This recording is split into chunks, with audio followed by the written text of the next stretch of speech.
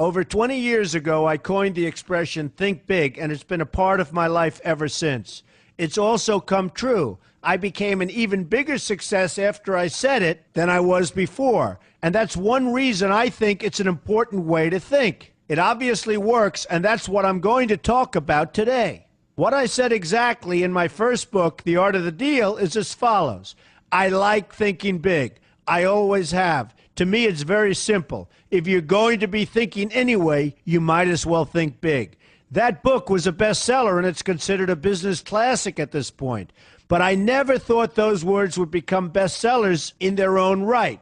It's an interesting point that I'm famous for two very short statements. Think big and you're fired. But let's stick to the first one for today. And I'd suggest strongly that you pay attention so that you won't have to hear the second one.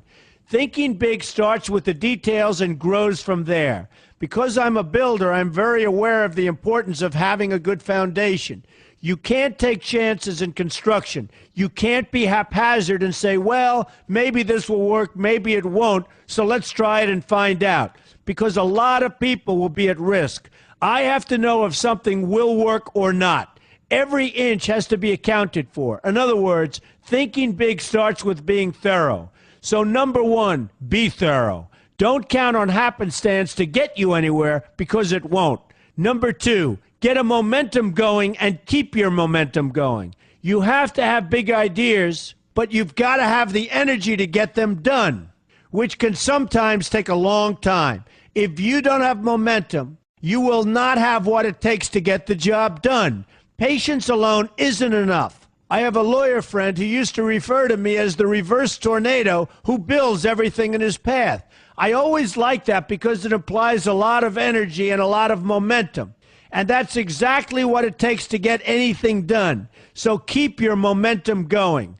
Number three, stay focused. You have to stay focused. The minute you lose focus, you will also be losing your momentum. They go together, and you will accomplish a lot more, even amazing things, if you make sure you keep these two things working together for you. I've seen very talented people literally go down the drain because they couldn't seem to keep their focus long enough to get anything done.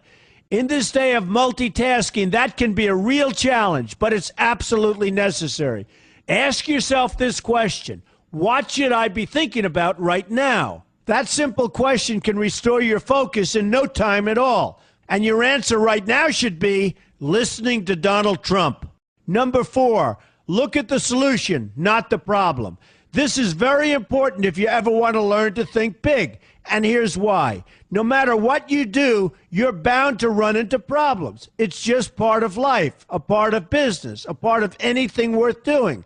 If you let the problems get in your way, they'll become bigger than your idea was to begin with, and you will be a wipeout. No matter how bad things look, keep your focus on the solution, and you will be surprised how things can work out, and work out properly. One way I do this is to ask myself when confronting a possible problem, is this a blip or is this a catastrophe? A catastrophe is something like an earthquake, a tsunami, a war, and so forth, and a blip is everything else. Right away, you'll have the right perspective, and your equilibrium will be restored. So keep your focus on the solution. Number five, see opportunity for what it is, an opportunity. For example, why are you listening to me today? Curiosity? You like me? You don't like me? You want to learn? You have nothing else to do? You want to hear me tell you you're fired? I hope not, but whatever your reasons might be, they've brought you to a good place to get involved and to learn,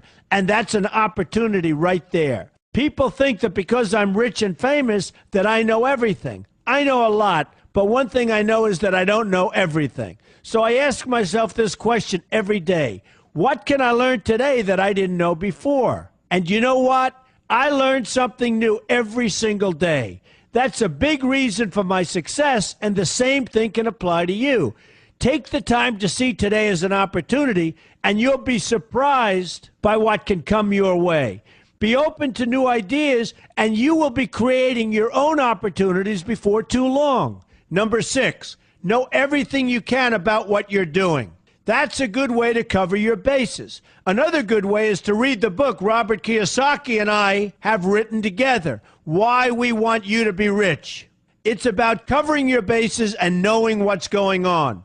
I remember when some guys came in to meet with me about a great idea they had for an atrium for a building on Wall Street. It was a beautiful idea except for one thing. None of them had thought about how the building would be supported around this fabulous atrium. They didn't take into account the steel columns that were necessary to support a 72-story building, a very big and embarrassing oversight that could have been avoided if they'd taken the time to think about what they were doing.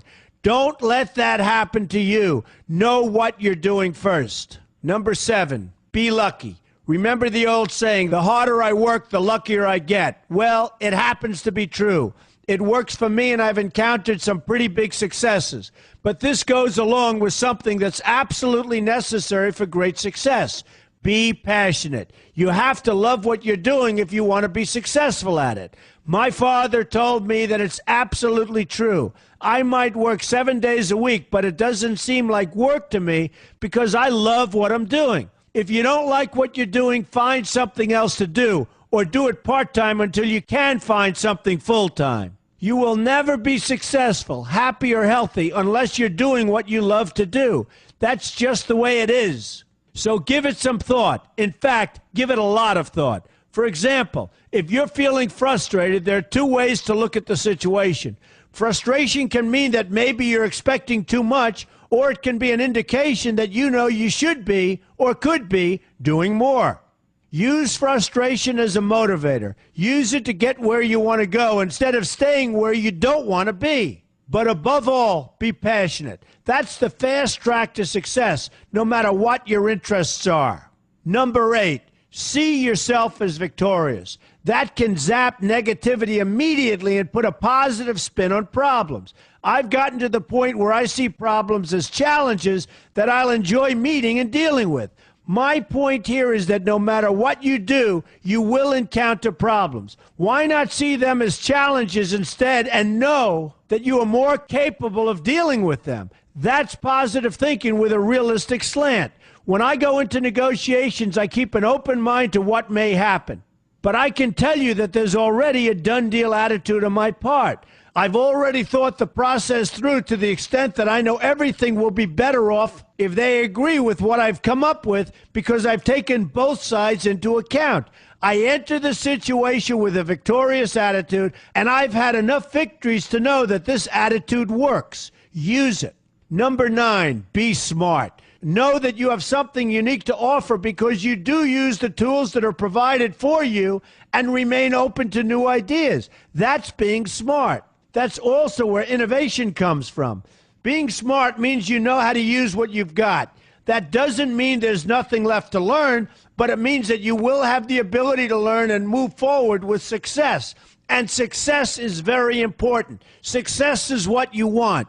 Just be successful. Believe me, you'll be happier. I know people who have had very few real advantages in life, and yet they've managed to become giant successes.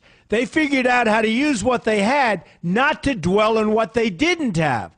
I'm convinced that everyone has something useful to offer, and if you apply yourself diligently, you'll find that you have what it takes to succeed, and you're going to be a lot happier for it.